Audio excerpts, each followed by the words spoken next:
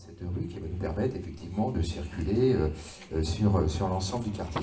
C'est aussi bien sûr travailler sur tous les espaces publics. L'objectif aussi, on a parlé de l'avenue de la Marne, j'ai entendu parler d'une avenue qui circule énormément, qui est assez étroite, c'est remailler le quartier, c'est retravailler sur l'ensemble des voiries du secteur, donc sur l'espace public, sur les parcs et les squares, parce que c'est un quartier où il manque énormément d'espace vert, et on prend toujours l'exemple, c'est le quartier au niveau de pleine commune, du territoire de l'ensemble des 2000 de pleine commune, où il y a le moins d'espace vert par rapport au nombre d'habitants. Donc on doit ramener dans ce quartier des espaces verts, et c'est ce qui va être fait.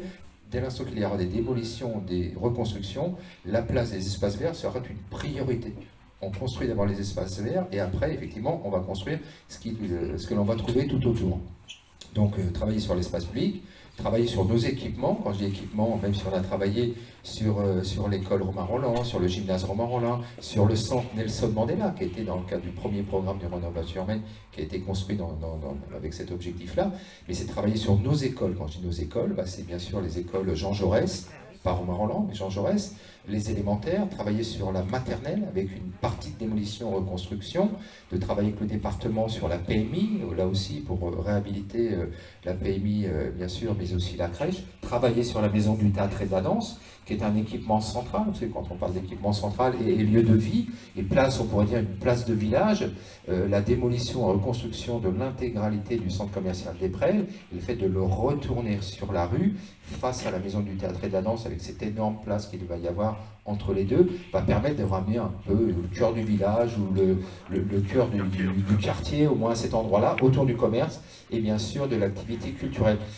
Alors, une fois qu'on a dit cela, qu'on a parlé de tous nos équipements publics, il faut aussi parler du travail qui sera mené avec l'ensemble des bailleurs en termes de réhabilitation du patrimoine. ICF La Sablière a commencé à rénover son patrimoine. C'est le début, je dirais, d'un grand chantier de rénovation de leur patrimoine.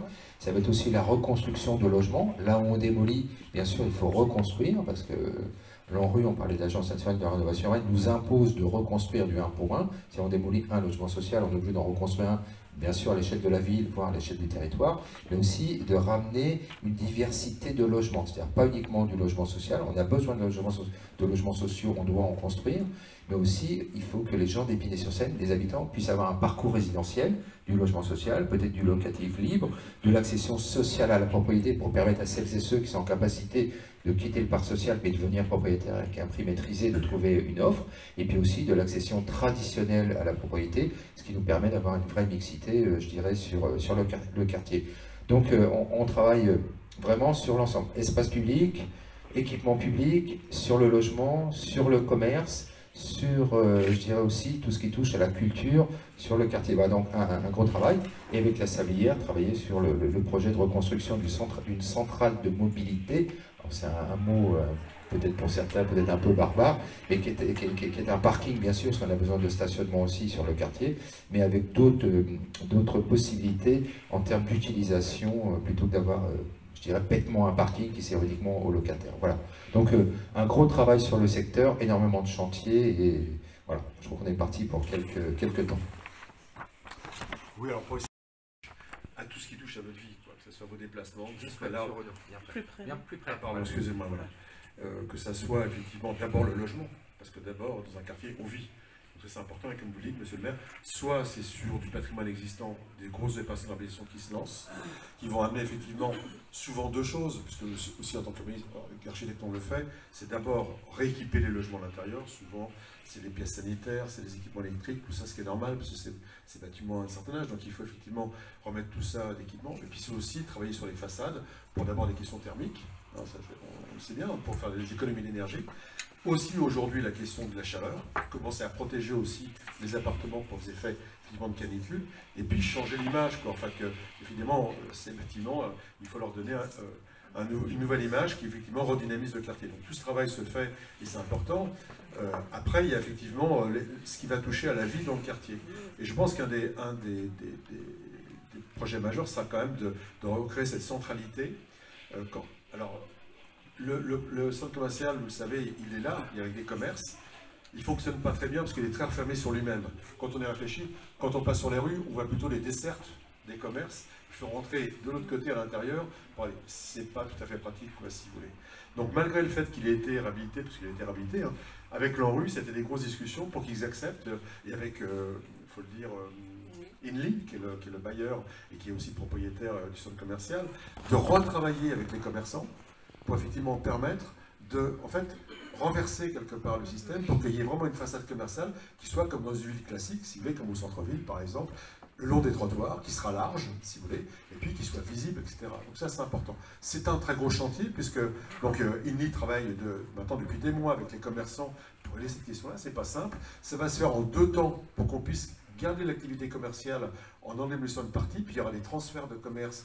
Évidemment, c'est compliqué quand on intervient, si vous voulez, sur ce qui est déjà existant, parce qu'évidemment, il faut faire. Le problème que l'on a sur ce territoire, c'est qu'il n'y a pas d'espace libre, vous le savez très bien.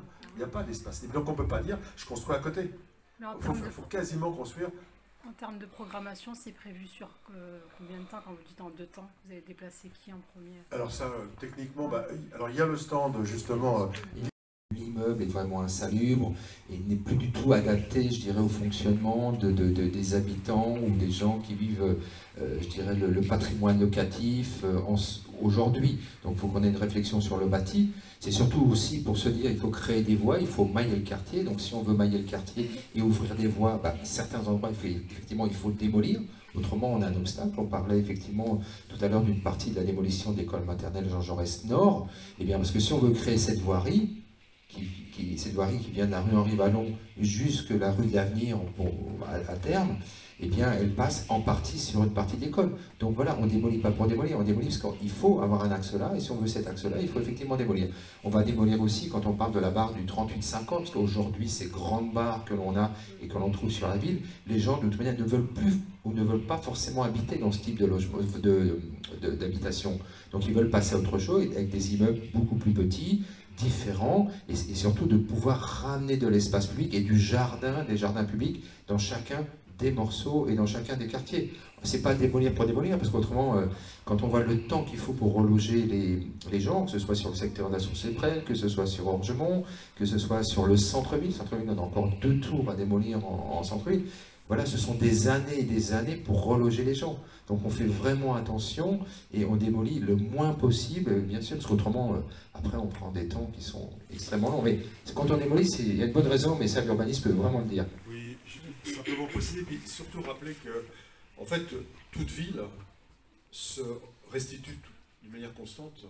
Si vous avez toute ville, c'est un organisme vivant, si vous voulez, je veux dire. Il y a bon. Ce qui se passe souvent dans ces quartiers, c'est que pendant des décennies, on n'a rien touché, quoi, si vous voulez. Donc, et on arrive dans une situation de crise, et c'est là qu'il faut intervenir. Donc évidemment, on va concentrer en un temps qui est certes long pour vous, mais qui est court dans la notion effectivement du développement effectivement d'une cité, qui se fait sur un temps, alors qu'une ville traditionnelle, vous rendez par exemple, vous passez dans une rue, vous voyez dans Paris, dans des villes, vous voyez un immeuble qui tombe, on construit un immeuble, si vous voulez, ça se fait de manière, si vous voulez, presque homéopathique. Alors que là, effectivement, on est plutôt sur un traitement, quoi, si vous voulez. Donc c'est important. C'est important de bien comprendre pourquoi, parce qu'on peut se dire, il manque du logement, et on démolit du logement. Donc, en tant qu'urbaniste, et vous, en tant qu'élu, bien entendu, c'est pas par plaisir que l'on fait ça. C'est parce qu'il y a vraiment des nécessités des fois. Vous l'avez dit, monsieur le maire, pour créer une rue, à un moment donné, si vous voulez, quand on a fait l'avenue qui va à l'Opéra à Paris, à l'Opéra Garnier, voilà, c'est pareil, il y a eu des tracés qui ont été faits, et Paris s'est construit aussi avec des pans comme ça, qui sont... Alors évidemment, on peut regretter qu'on démolisse, mais c'est vraiment... Je parle de la Barboucha aussi, il y avait deux sujets. Ça donnait une ombre portée extrêmement importante, parce que ces grands bâtiments aussi, qui tenaient face au soleil, ça vous met derrière pendant toute la journée des pans entiers de villes qui sont à l'ombre.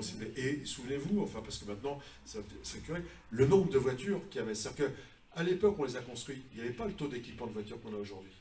D'accord? Et on espère qu'il va baisser. Hein. Mais quoi qu'il en soit, souvenez-vous, sur Boucher, là où on passe en vélo, tout ça, les voitures, quasiment, elles étaient le pare-choc, si vous voulez, sur la piste cyclable, quoi, si vous voulez. Donc là, en démolissant, on va pouvoir refaire une unité, je ne sais plus combien de logements un peu, 93 logements, en 4 petits immeubles et non pas en une barre, et on va pouvoir, sur un tiers de la surface, faire un des squares, justement, dont on parlait, le manque de square. On a trouvé l'espace là pour faire ce qu'on appellera le square Boucher demain. Donc, vous voyez, c'est on fait quelque chose, mais pour amener évidemment beaucoup plus d'aménités, si vous voulez, sur l'ensemble du quartier. Vous parliez voiture plus tard. Est-ce que vous pouvez nous donner un peu de précision sur comment vous percevez l'aménagement des espaces publics dans le projet?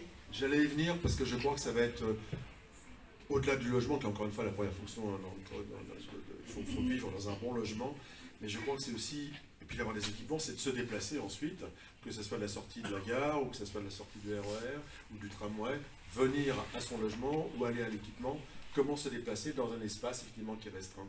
On est en train d'y réfléchir actuellement, parce que c'est une partie de notre mission, c'est effectivement de réfléchir à la conception de l'ensemble des espaces publics qui seront traités demain, avec des voies qui sont quand même assez peu de voies. Bon, il y a l'avenue de la Marne, comme vous le dites, qui évidemment, c'est la drainante. Hein. Celle-là, je veux dire, c'est la primaire dans le quartier, quoi. Si vous voulez, elle réunit du nord au sud. On ne pourra pas de toute façon la supprimer, parce que ça, un quartier a besoin d'être irrigué.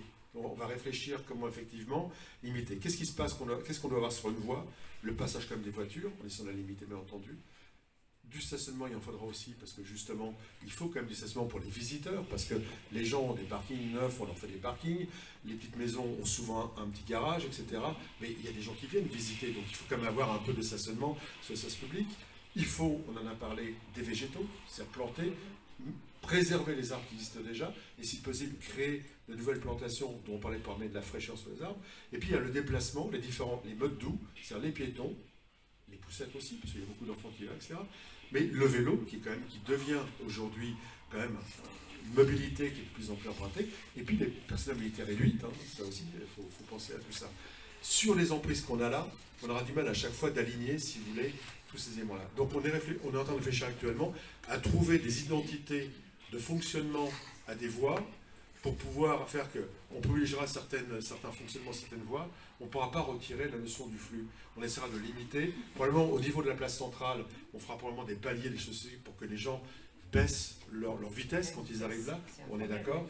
Et puis après, sur par exemple la rue de la Justice, qui borde tous ces équipements publics, quoi, si vous voulez, là je pense qu'on essaiera de lui trouver une vocation beaucoup plus tertiaire, si vous voulez, une voie tertiaire avec beaucoup d'aménités, où la notion du vélo sera prise en compte. Et puis on réfléchit aussi actuellement, mais on n'a pas encore fait les propositions encore une fois, tout ça se discute évidemment avec plein de communes, avec la ville, il y a beaucoup d'acteurs autour de la table, et puis tous les riverains bien entendu qui seront concernés. C'est essayer de trouver une sorte de boucle, si vous voulez, tout autour de cette place centrale, qui va rediriger les gens, si vous voulez, entre les équipements qui ont été faits pour le premier en rue, repasser par, comment dire, la rue de la Justice, donc au droit des écoles quand on remonte le long des tours, et puis reboucler par la MTD, et puis rejoindre par la rue traversière qui va évidemment vers ICF. Voilà, essayer de faire une boucle où là, la place du vélo, mais pas au sens je vais au travail au vélo, parce que là, on est pressé, c'est pas ça, mais c'est surtout les premiers pas en vélo pour les enfants, ou les poussettes, on est quelque chose qui soit paisible, ça. Mais c'est pas compliqué, c'est compliqué à faire parce que, encore une fois, l'espace est restreint, et puis il y a des réseaux, il faut penser, hein, sous les voies il y a des réseaux, donc on ne peut pas faire n'importe quoi non plus, parce qu'on ne peut pas planter là où il y a des arbres, on ne peut pas toujours, voilà, donc on fait un travail, il y a des relevés de géomètres qui effectivement aujourd'hui relèvent tout ça, enfin, on ne se rend pas compte du travail que ça représente, si vous voulez, pour bien connaître dans quelles conditions on peut faire tous ces éléments-là. Mais l'autre action, effectivement, qui moi me tient à cœur, monsieur le maire, et bientôt on vous présentera des propositions, et à l'ensemble évidemment des partenaires, c'est qu'il y ait une sorte d'itinéraire qui puisse faire que les familles puissent se déplacer de manière paisible, autant que peut se faire, évidemment, et en passant par les petits squares qui vont émerger effectivement de droite et gauche. La centrale de mobilité, je vous en dis deux mots quand même, parce que le mot est un peu étrange, centrale de mobilité. En fait, c'est un énorme parking quand même qu'il faut faire. Vous savez qu'ICF était déjà en déficit en termes de stationnement, et il y avait une partie qui était sur cet ancien parking qui ouvrait sur l'avenue de la Marne. Oui. Bon, qui était un bâtiment totalement obsolète. Quoi, si vous voulez. Donc ça va être curé, mais il y avait beaucoup de places qui étaient là. Donc pour remplacer, il y a donc un stationnement qui va être fait, qui va longer, qui va déboucher lui sur la rue de l'Avenir, quoi, si vous voulez, qui va redescendre dans le centre. Et on dit centrale de mobilité parce qu'il y aura justement un parking pour aussi les vélos, d'accord, et un atelier justement vélo, et il y aura aussi des activités qui seront associatives, qui seront faire que j'arrive du RER, je peux reprendre mon vélo, en même temps je croise des gens, etc. Créer à niveau, par cet équipement, si vous voulez, du lien entre les gens qui habitent là. Combien de temps va durer ce projet? Celui qui est en capacité de dire À quelle date ou dans quelle année on aura exactement terminé, je ne sais pas s'il est dans cette salle-là. Néanmoins, on sait, nous, on a un objectif, c'est 2030. Il faudrait que pour 2030, c'est pas si loin que cela, 2030, on est en 2023, que l'on ait, je dirais, pas terminé, parce que tout ne sera pas terminé, mais au moins engagé l'intégralité des projets. Mais je prends toujours l'exemple, moi, du premier programme de rénovation urbaine, que l'on a signé en 2006. Nous sommes en 2023, et c'est essentiellement, effectivement, le quartier de la Source, mais essentiellement, et surtout le centre-ville, là où il y a eu énormément de travail de mener. Donc 2006, nous sommes en 2023, et il nous reste encore 2 tours à démolir dans le centre-ville. On a encore l'esplanade de l'hôtel de ville à réaliser, on a tout l'îlot de l'ancienne poste à réaliser, donc il y a encore, voilà, il y a encore quelques années de travail, et nous avions signé en 2006. L'objectif, c'est effectivement... Moi, je veux toujours qu'on aille vite, vite, vite, très vite. Mais bon, après, il y a tout le temps des études, il y a toutes les difficultés que l'on peut rencontrer dans un tel projet. Ce qui est important, c'est d'avoir un objectif qui est celui de conserver ce schéma directeur qui a été prévu dès le départ et qu'on s'y tienne. Mais je suis convaincu, voilà, on est encore là quelques années en travaux. Mais ça, bien sûr, ça va se phaser, il faut... Ça commence quand? Je dirais que ça a déjà commencé avec le travail d'ICF La Sablière derrière, où ils ont commencé, ils s'engagent, je dirais, à rénover leur patrimoine. Au niveau du centre commercial des Prels, il y a déjà des commerçants qui sont sortis de leur coque commerciale. Alors même si effectivement on n'en est pas à la démolition, mais il y a quand même des choses qui se font. Il y a les logements qui se trouvent au-dessus du centre commercial, certaines familles ont déjà été relogées. Dans la barre derrière Jean-Philippe Rameau, la même chose, que cette barre derrière doit être détruite, ou 1 mois et demi, ou je sais pas. Fin mars, le grignotage. Donc vous savez, quand on va commencer à grignoter la barre du 38-50, ça va se voir là, ça va se voir, parce que le curage, on se dit, ils curent peut-être l'immeuble, ils vont peut-être le réhabiliter, et quand on va commencer à grignoter cette barre, c'est vraiment l'enclenchement de ce qui va se voir réellement. Voilà. Oui, puis simplement pour conclure, pour dire qu'il y a toujours continuité, c'est que par exemple, à l'emplacement de la barre Boucher, il y a le concours d'architecture qui est en train de se faire, et bientôt l'équipe d'architectes qui sera désignée, et ils pourront justement faire la phase de conception de leur immeuble, etc. Mais il y a continuité. Entendez qu'il y a continuité. Simplement, effectivement, il faut le temps, autant, comme on dit.